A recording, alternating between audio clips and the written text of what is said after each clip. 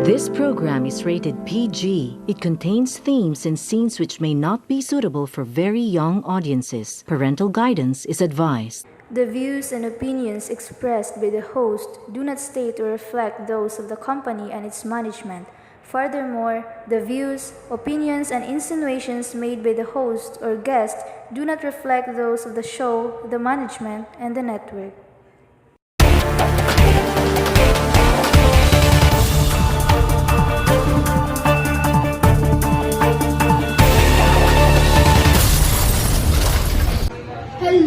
Hello, ladies and gentlemen. Good day to all of you. Welcome back to Science. Today is a new day to start a new and timely topic.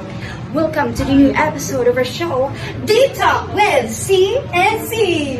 We are your hosts, Charmy Cono, Rachel Entrecosa, who will take you through this session.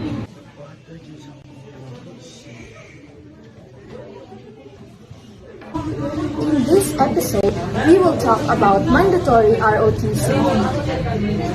We will have 3 guests today who will join us in our discussion and 3 more citizens who will give their opinion on the topic. So, stay tuned. Let's welcome our first special guest for today.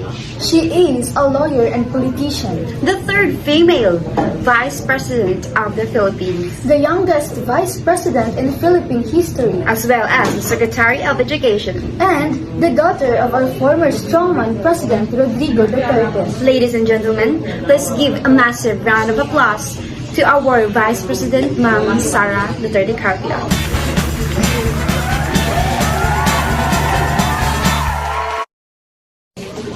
Good morning, everyone, especially to our viewers and to you, Ms. Chet and Jacqueline. I am pleased to be part of this program. Hello and welcome, Ma'am Sara. Thank you for accepting our invitation on this episode despite your hectic schedules. How are you today, ma'am? I feel great today. Thanks for inviting me. That's good to hear, ma'am. So, ma'am, our topic for today is about mandatory ROTC, and we prepared some questions for you. In favor of bringing back mandatory ROTC, what is your reason behind this?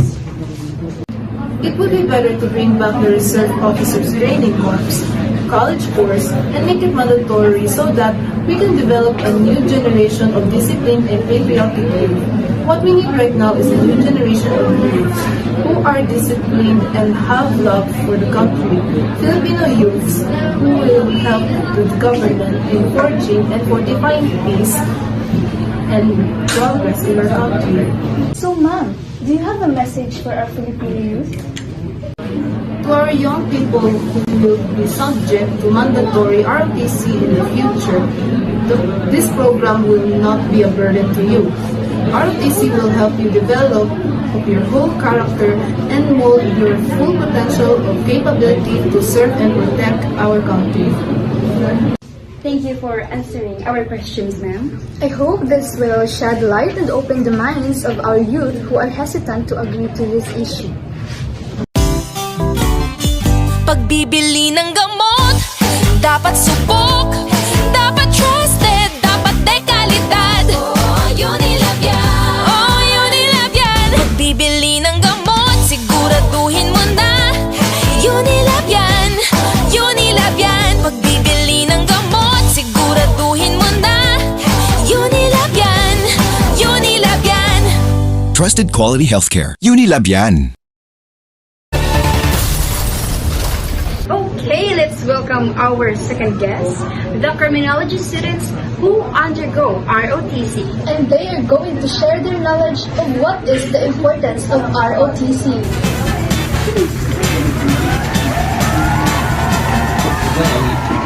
Good day, everyone, especially to you, Ma'am Jen and Jack. I'm Cadet Avelio. Good morning, Ma'am. I am Cadet Ramos. Today we are going to share our knowledge of the importance of ROTC. But first, let us know the very reason why this program was put into order.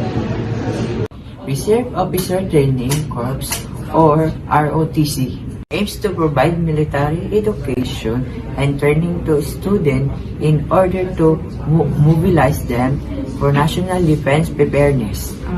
Its specific Objective includes preparing college students for emergency service in the armed forces of the Philippines, as well as their training to become a reservist of AFP as a commissioned officer.